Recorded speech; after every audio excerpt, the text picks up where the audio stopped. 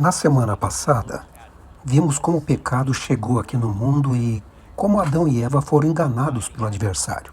Mas nessa semana, vamos nos aprofundar um pouco mais porque parece que Deus disse: se vocês comerem da árvore do conhecimento do bem e do mal, vocês certamente morrerão. Mas o adversário disse: certamente vocês não morrerão. Vamos estudar um pouco mais nesse assunto. Espero que você tenha entendido isso. Mas você pode assistir o vídeo anterior novamente. Nessa semana, iremos estudar um tema que tem a ver com o anterior, sobre a natureza humana. E para nos guiar nesse estudo e as lições futuras que ainda vamos estudar, temos o autor do Guia de Estudo das Lições de Adultos da Escola Sabatina, que é Alberto Tim. Alberto, seja bem-vindo. É sempre uma alegria estar com vocês. Esse tema agora, entendendo a natureza humana, me parece que não é a coisa mais simples do mundo. Me parece como, entendendo a natureza humana, algo que talvez muitos nem saibam qual é o significado de natureza humana. E existem diferentes pontos de vista sobre esse assunto. Quais seriam os principais pontos de vista com respeito à natureza humana? Naturalmente, poderia haver muita discussão sobre o assunto. Por exemplo, temos o Antigo Egito.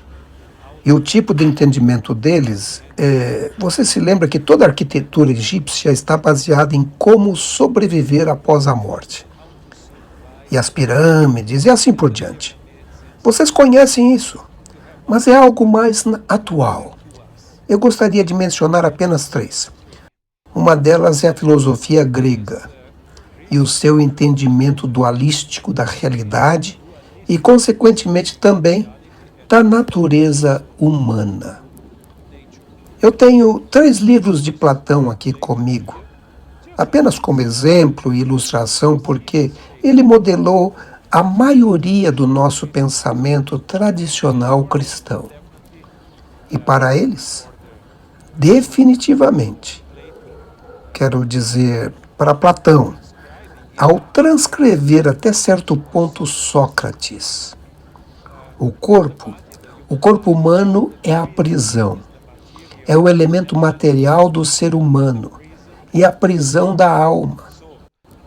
Então, a morte seria considerada como a libertação da alma, não importando para onde ela vá, seja para o inferno ou para o paraíso, usando uma linguagem muito usada nos dias de hoje. E ainda eles têm um estado intermediário, algo similar ao purgatório.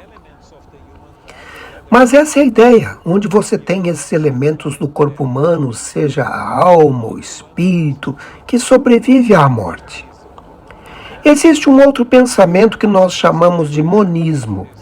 E olhando desse ponto de vista, em analisar a natureza humana e a realidade, diz que seres humanos são apenas uma expressão do microcosmos em uma enorme mente universal. Em outras palavras, nós terminamos sendo expressões ou extensões de Deus. Poderia dizer da mente humana. E isso tem se tornado cada vez mais popular. Atualmente, através de alguns filósofos ocidentais que estão ganhando terreno em nossa sociedade. Existem muitos livros nessa área, e especialmente por meio do movimento da Nova Era. E o terceiro, que eu entendo, seja o ponto de vista bíblico global. Um ponto de vista bíblico, eu gosto de mencionar como um ponto de vista bíblico quando temos uma realidade integrada. Não existe nada que pode sobreviver conscientemente depois da morte da pessoa. Nós somos uma pessoa, e não apenas um prisioneiro, ou seja lá o que você queira pensar. Algum tipo de alguma coisa que pudesse sobreviver à morte. Então temos um pensamento dualístico, um pensamento monístico e ainda uma visão bíblica do assunto. Como a Bíblia descreve a natureza humana? Em resumo, o que a Bíblia fala sobre isso? Em verdade, temos poucas passagens bíblicas. Gênesis 1, verso 26 e 27, explica como o ser humano foi criado. Não somos apenas macacos, nem somos macacos crescidos, ou ainda algum tipo de uma forma de vida primitiva que se desenvolveu em uma forma de vida mais sofisticada. O que a Bíblia diz? Vamos dar uma olhada nisso, e na realidade podemos encontrar alguns versos bastante interessantes. Por exemplo, os versos 26 e 27 falam um pouco sobre isso. Também disse Deus: façamos o homem à nossa imagem, conforme a nossa semelhança. Tenha ele domínio sobre os peixes do mar, sobre as aves dos céus, sobre os animais domésticos, sobre toda a terra e sobre todos os répteis que rastejam pela terra. Criou Deus, pois, o homem à sua imagem, e a imagem de Deus o criou. Homem e mulher os criou. Então podemos ver aqui que Deus nos criou semelhantes à sua imagem. Mas o que significa ser criado à imagem de Deus? O que quero dizer é que os seres humanos são diferentes. É claro que a maioria tem 2 olhos, 2 ouvidos, 2 braços e 2 pernas, mas somos diferentes. Então, como fomos criados à imagem de Deus? Algumas pessoas acreditam que a imagem de Deus no ser humano é apenas a vontade, mas esse não é o caso. O original, a passagem na língua original, na verdade, não menciona somente esse tipo de vontade ou alguma coisa que você deseja colocar aqui, mas também a semelhança. Tem o elemento físico também. Portanto, nós nos assemelhamos a Deus na maneira de termos sido criados à sua imagem e semelhança. Mas isso é algo que eu gostaria muito de apresentar, uma frase de um teólogo que diz: eu posso dizer que uma foto que eu tirei de um pôr de sol se assemelha a um pôr de sol, mas eu não posso dizer que o pôr de sol é similar à minha fotografia, porque então eu estaria realmente diminuindo a visão majestosa do céu, da natureza, a um pedaço de papel. Então a coisa não funciona assim. Portanto, nós fomos criados à imagem e semelhança de Deus, mas Ele não é a nossa semelhança. Mas existe uma passagem crucial que temos adiante. Se você puder lê-la, está no 2º capítulo de Gênesis, verso 7. Gênesis capítulo 2, verso 7 diz: então formou o Senhor Deus ao homem do pó da terra, e lhe soprou nas narinas o fôlego de vida, e o homem passou a ser alma vivente. Na versão King James diz que o homem se tornou uma alma vivente. E algumas vezes existe uma confusão aqui, mas essa é uma descrição de como Deus criou a humanidade. Qual é a importância de se entender isso, no sentido daquilo que estamos estudando nesse trimestre? Na verdade, até mesmo os animais foram também criados do pó. Isso é o que a Bíblia afirma. Mas no caso do ser humano, houve um trabalho especial que Deus fez, dando forma ao solo, modelando a figura do ser humano, e então depois, Deus soprou o Ruach, o Espírito, e aí de fato se tornou um ser humano ou uma alma humana. Então, isso não quer dizer que se nós tirarmos a tradução de alma aqui, não significa que temos uma alma, mas de fato somos uma alma. Então você tem um tipo de conceito que está integrado e não apenas algo que você poderia dizer: bem, agora você tem uma parte que morre e outra que sobrevive. Não, é um pacote completo e fechado. Nós apenas podemos sobreviver completamente, conscientemente. Então, nós não temos uma alma. Nós somos almas. Em outras palavras, você é uma alma, eu sou uma alma, cada um que está assistindo é uma alma. Nós não temos uma alma, nós não possuímos uma alma. Cada um é uma alma, certo? Absolutamente certo. Então, cada um de nós é uma alma e fomos criados à imagem de Deus. É interessante olharmos a maneira que Deus nos criou, porque Ele levou algum tempo criando o homem. Quero dizer, Ele falou e outras coisas apareceram, mas para o homem, para a humanidade, Ele se abaixou no pó, no barro. Ele sujou suas mãos no processo. Isso parece indicar que Ele tomou um cuidado especial nessa criação. Sim, e é interessante que se você voltar a Gênesis 1, versos 26 e 27, você verá que a imagem de Deus não é somente no homem, mas sim macho e fêmea foram criados à sua imagem. Portanto, não podemos dizer que apenas um sexo foi criado assim. A imagem de Deus e o outro é apenas um segmento. Não, a Bíblia é muito clara sobre isso. É impressionante que ele tenha tomado seu tempo e os criou exatamente como ele havia designado. E, por extensão, ele nos criou exatamente da maneira que ele queria. Naturalmente, temos nos envolvido com o pecado por 6.000 anos. Talvez não sejamos exatamente o que ele havia originalmente projetado, mas certamente a imagem ainda permanece. E estamos olhando esse tema da natureza humana, onde nos encontramos nesse grande esquema de coisas. Aquela imagem ainda está aqui, em cada um de nós. Está aqui em mim, está aí em você. E Deus tem um amor infinito por você. E essa é uma das razões por que estamos estudando esse assunto nesse trimestre, para ter um melhor entendimento do amor de Deus por nós e o plano que Ele tem para cada um de nós.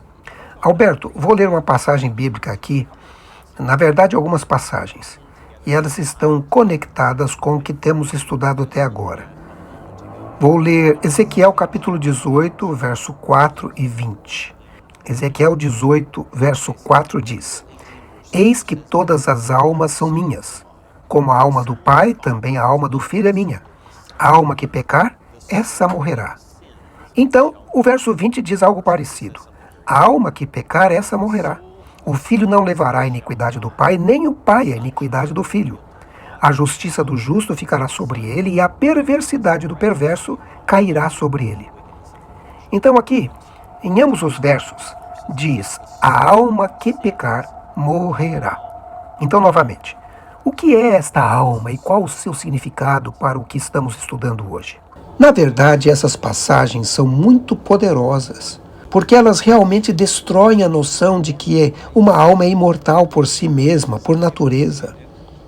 Algumas pessoas dizem que nós não somos almas. Nós temos uma alma. E quando o nosso corpo morre, nossa alma sobrevive. No céu, no purgatório ou no inferno. Mas aqui diz que uma vez que uma pessoa morre, a alma, o ser humano, morre. Portanto, não há alma sobrevivente que poderíamos dizer que aparece aqui ou acolá. Então, essa é uma passagem crucial por uma razão. Porque você tem esse caso de personalidades. Outra coisa, que quando alguém morre, aparece como um ser vivo. De uma perspectiva bíblica, eu entendo que isso pode ser apenas uma ilusão. Ou um tipo de aparição satânica, personificada, mas não alguma coisa que pode ser fundamentada na Bíblia. Não existe comunicação entre aqueles que ainda estão nas sepulturas e os que estão vivos. E existe um grande número de versos na Bíblia. Na verdade, em toda a Bíblia podemos encontrar esses versos e são bem claros. Mas algumas vezes as pessoas discutem esses versos. Vamos dar uma olhada em alguns deles agora.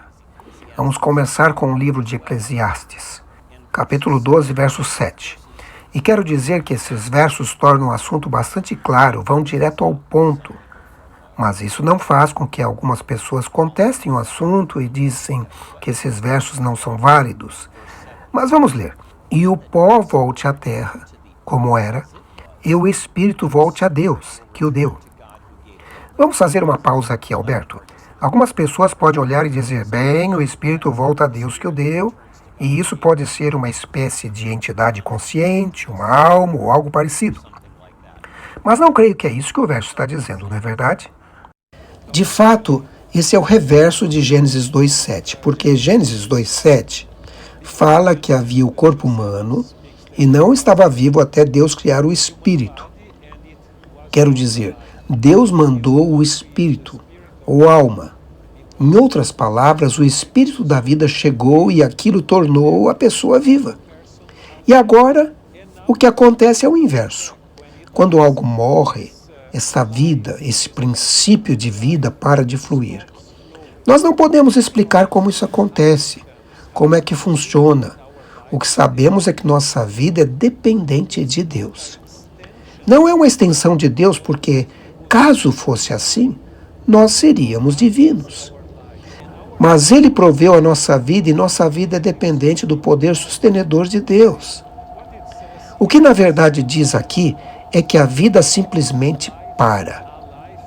A vida se foi, mas isso não quer dizer que seu espírito começa a viver como algo sem corpo em algum lugar próximo a Deus. Não, não, não.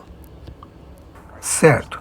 Existem ainda alguns poucos versos que creio vale a pena gastarmos algum tempo com eles. Um deles está aqui, também no livro de Eclesiastes. Esses versos estão em Eclesiastes capítulo 9.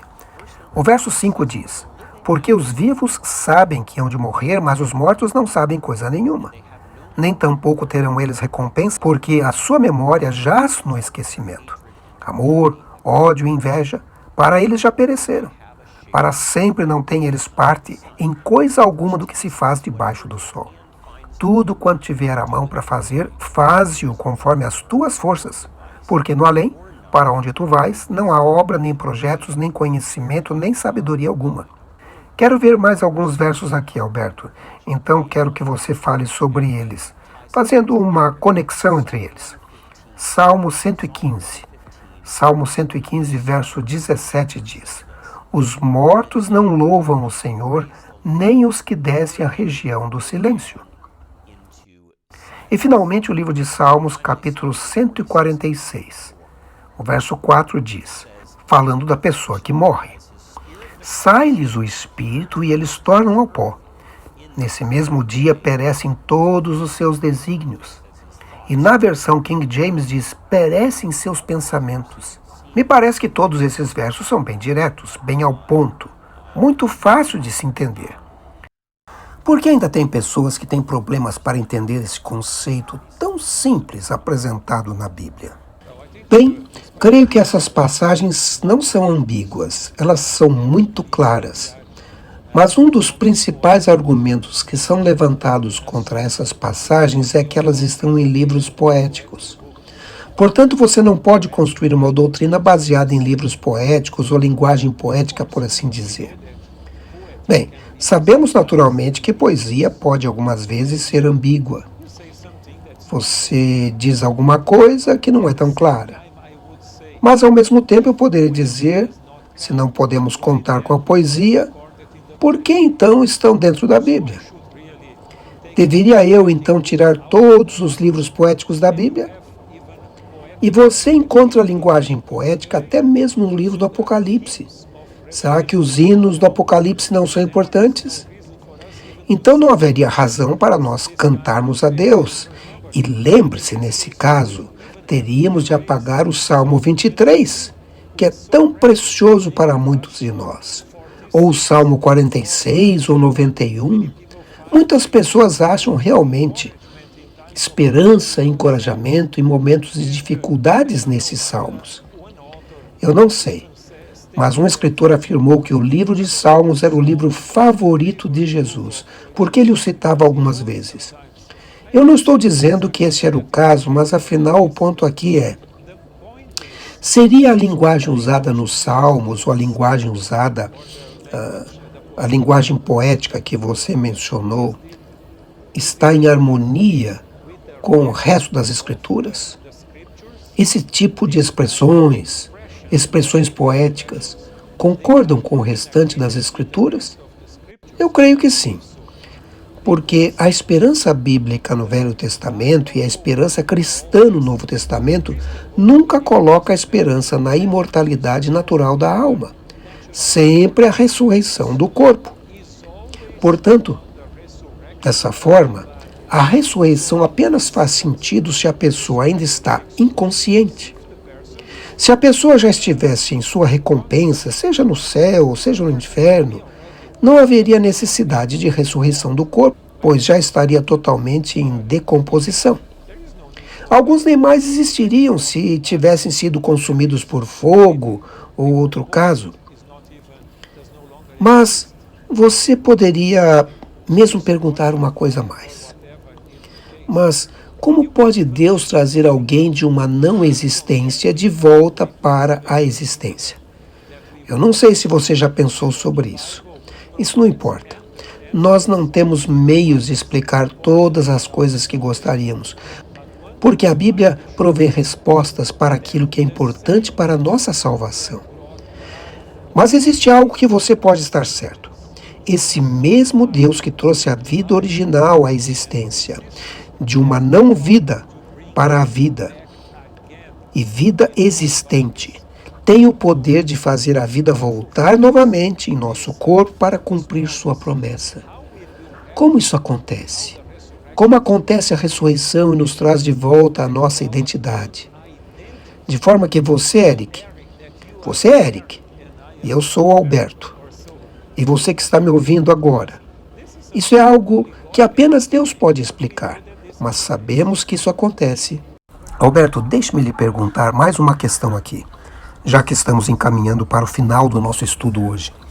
A Bíblia fala em vários lugares de pessoas descansando com seus pais, morrendo, como de fato aconteceu, mas usa a linguagem descansando com seus pais. O que podemos aprender sobre a natureza humana, justos, iníquos, dessas passagens bíblicas?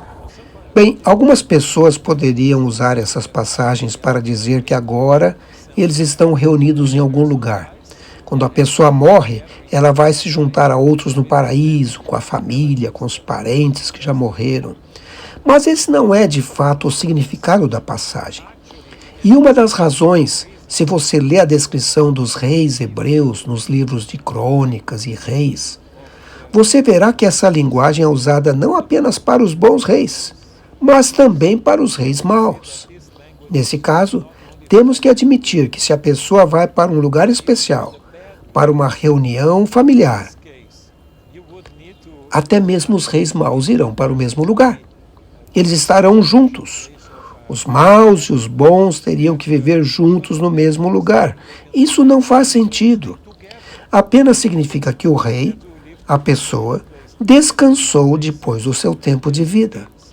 E essa ideia de pertencer à terra onde eu nasci, a minha família, é algo muito significativo em linguagem bíblica no Oriente Médio.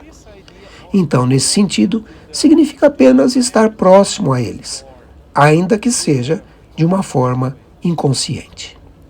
Então, se Jesus não voltar logo, você e eu experimentaremos esse tipo de descanso. Mas a nossa esperança é viver o suficiente para vermos Jesus vindo nas nuvens do céu. E aí não precisaríamos passar por essa experiência de morte. Seríamos, como dizemos, trasladados, levados vivos para o encontro com Jesus nos ares. Essa é a nossa esperança. Essa é a nossa oração.